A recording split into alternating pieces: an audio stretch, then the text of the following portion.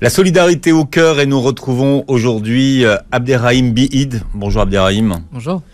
Vous êtes coordinateur Muslimans France. Alors c'est important de préciser Muslimans France parce qu'effectivement c'est une ONG comme on dit, internationale et il y a une succursale en France qui porte des projets français. Exactement. Ouais. Parce que sinon la Muslim Hands existe aussi au Canada, aux États-Unis, en Angleterre, en Afrique du Sud. Donc oui, nous on est bien Muslim Hands France, et basé en France. Exactement. Vous faites partie de la nouvelle génération des humanitaires. Ça fait 2 ans que vous êtes à Muslim Hands. Vous êtes la génération connectée, comme on dit aujourd'hui. Ouais, on essaye d'être un peu plus formé, un peu plus sur le terrain et on essaie d'être le plus précis possible dans le travail qu'on effectue dans l'humanitaire. Est-ce que cette nouvelle génération a une façon de faire de l'humanitaire différente que les autres? Vous sentez ça? Peut-être un peu différente, notamment avec l'usage des réseaux sociaux qu'on utilise beaucoup. Notamment par le compte Instagram qui est bien fourni. Est-ce que c'est différent? J'imagine que c'est différent aussi, oui, parce que les besoins sont différents, parce que la façon d'aider aussi est très différente. Mais sinon, je pense que ça reste quand même le même humanitaire qu'avant. Avant, les gens donnaient, ils envoyaient des chèques avec des enveloppes et des timbres. Ça a changé, ça aussi? Ça se fait encore. Ça se fait encore. Et ça se fait même beaucoup. Ouais, ça se fait encore. On reçoit encore des courriers avec des chèques. Mais sinon, oui, la plupart des gens préfèrent payer via le site internet muslimhands.fr. C'est beaucoup plus simple. On est à l'heure de la dématérialisation. Ouais. Muslim Hands qui s'attaque aux racines de la pauvreté afin de construire un monde plus juste pour tous.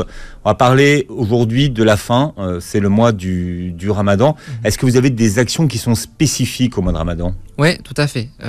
On intervient dans différentes localités. Là, le plus récent exemple, ça a été la Turquie, où il y a eu les tremblements de terre. On est intervenu pendant l'urgence, donc au moment où il fallait intervenir directement sur le terrain, on a pu intervenir.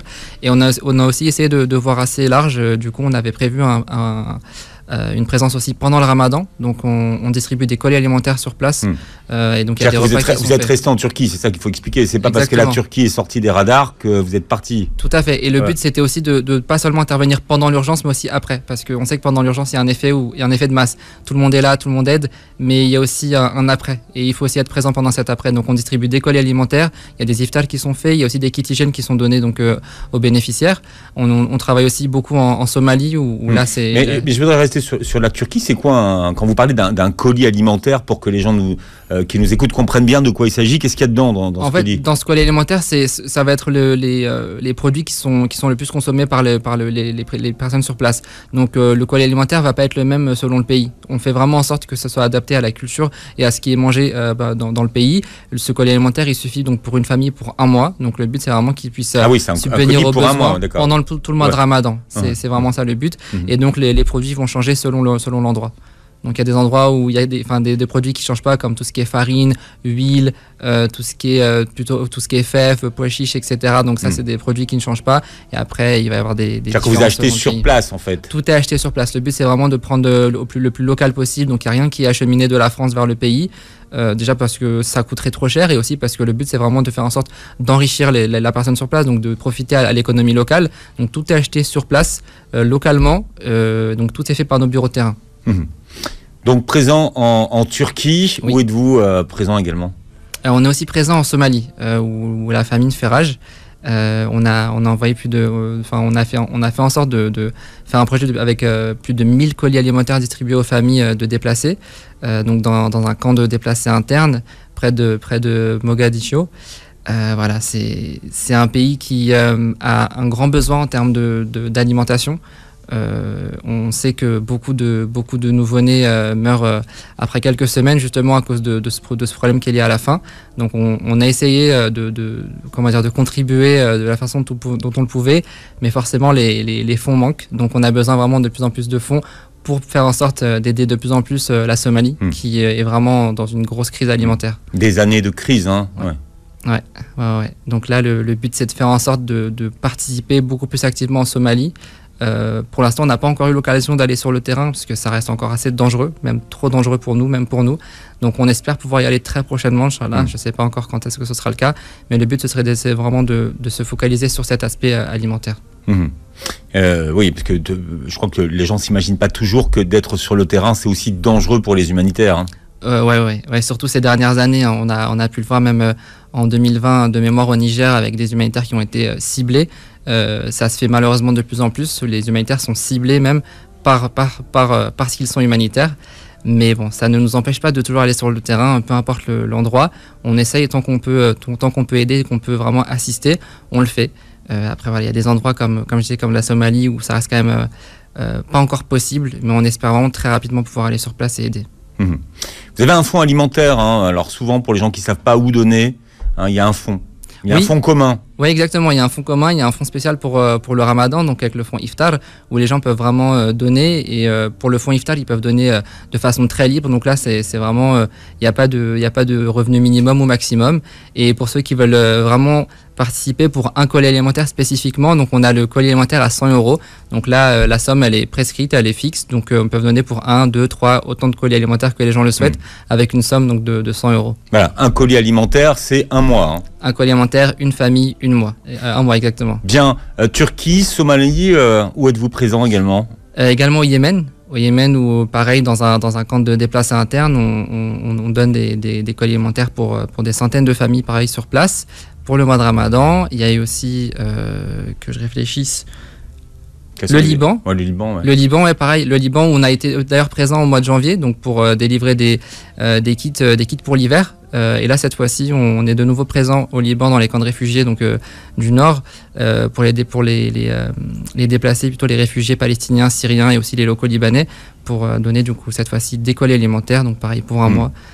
Pour le mois de Ramadan. Oui, la crise s'éternise au Liban. Oui, malheureusement. Le Liban, vraiment, il est dans une situation très compliquée. C'est depuis ces dernières années, depuis très longtemps, mais surtout depuis fin 2019, où là, la situation, elle est vraiment devenue critique. Là, on est dans une situation où les Libanais eux-mêmes essaient vraiment de fuir leur pays. Beaucoup essayent même de partir par la mer.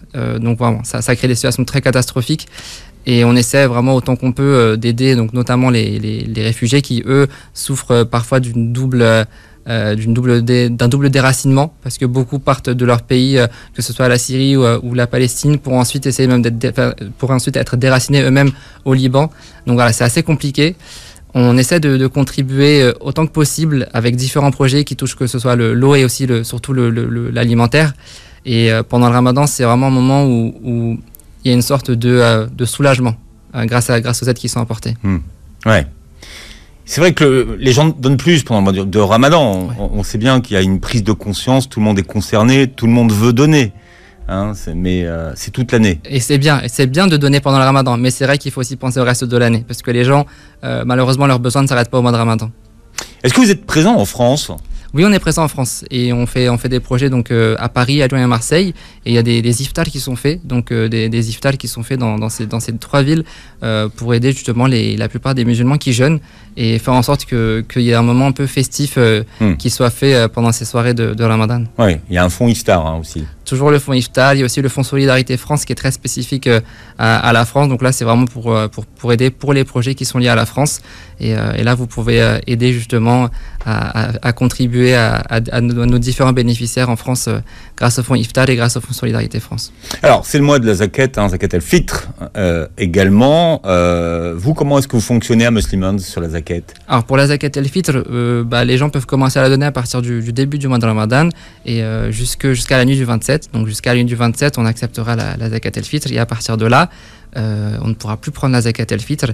Alors, il faut expliquer aux gens pourquoi, parce que des fois, on a du mal à comprendre. Mais... Parce que si on acceptait jusqu'à la fin du mois de Ramadan, ce serait après trop compliqué de pouvoir transformer ça et de pouvoir distribuer ensuite aux bénéficiaires.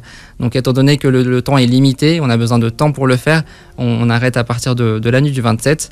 Et le but, c'est qu'on puisse juste donner cette amana donc par la suite aux bénéficiaires et le faire dans les temps et en heure. Et puis il y a le Yémen que vous connaissez bien, avec une expérience originale. Vous avez fait des usines à pain au Yémen. Oui, que j'ai eu la chance de visiter quand j'étais sur place. L'usine à pain, c'est un projet qui marche vraiment très très bien. Donc c'est quoi le principe? Le principe, c'est de juste créer du pain et de le distribuer aux bénéficiaires le jour même où il est créé. On distribue, si je ne me trompe pas, à peu près, je crois, c'était entre 30 et 50 000 pains donc, par jour aux bénéficiaires. Il y a différents aussi points de distribution dans la ville. Donc moi, c'était à Aden, donc dans le sud du Yémen. Et le pain est très bon. Pour l'avoir goûté, pour l'avoir testé, c'est très bon. Et vraiment, ça permet de vraiment soulager les bénéficiaires, encore une fois, parce que du coup, ils peuvent se présenter chaque jour avec une petite carte qui atteste qu'ils sont bien bénéficiaires donc, de ce pain. Et donc, c'est 2 pains par membre par famille. Donc, ils le reçoivent quotidiennement, en tout cas selon leurs besoins. S'ils n'en ont pas besoin, ils peuvent ne pas venir. Et donc, chaque jour, les gens peuvent venir et prendre du pain. Entièrement financé par un fonds Muslim Hands. Oui, exactement. Ouais. On a un fonds spécial pour l'usine à pain au Yémen. Donc, les gens peuvent contribuer. Pareil, c'est un fonds libre. Donc, les gens peuvent contribuer ce qu'ils veulent, que ce soit un petit don de même 2 € ou que ce soit de gros dons. Donc, c'est vraiment, ça facilite vraiment les gens. Et sur le terrain, vraiment, je me rappelle encore d'une dame qu'on avait croisée et qui vraiment faisait des invocations pour les gens pour remercier les donateurs, puisque vraiment, ça l'a soulagé vraiment, mais énormément. Ouais, les gens se demandent toujours quel est l'impact d'un don qu'ils font. Il n'y a pas de petits dons. Non, vraiment pas. Alors ça, je pensais que c'était le cas avant, moi-même, parce que quand j'étais un simple donateur, je pensais que ça servait à rien de donner 1 €, 2 €, ou même un peu quand on est étudiant notamment. Mais non, vraiment, ça aide. Même 1 €, enfin, si on prend 1 € en cumulé sur une année, ça fera toujours 12 €. Donc c'est déjà ça. Et puis même si c'est 10 €, ça fera 120 €. Enfin bref, ce don, en fait, on croit que c'est vraiment très peu, mais au contraire, c'est cumulé. Ça fait vraiment une grosse somme d'argent et ça aide clairement sur le terrain. Pensez à l'impact de vos dons. Oui, surtout pendant le ramadan. Si vous souhaitez donner à Muslim Hands, comment on fait, Abderrahim? Toujours le site internet muslimhands.fr. C'est la meilleure façon donc, de trouver les différents items sur notre site, que ce soit le fonds Iftar, l'usine à pain ou autre. Vous trouverez tout sur muslimhands.fr. Et plus que jamais, la solidarité au cœur de ce mois. Merci Abderrahim et à très vite.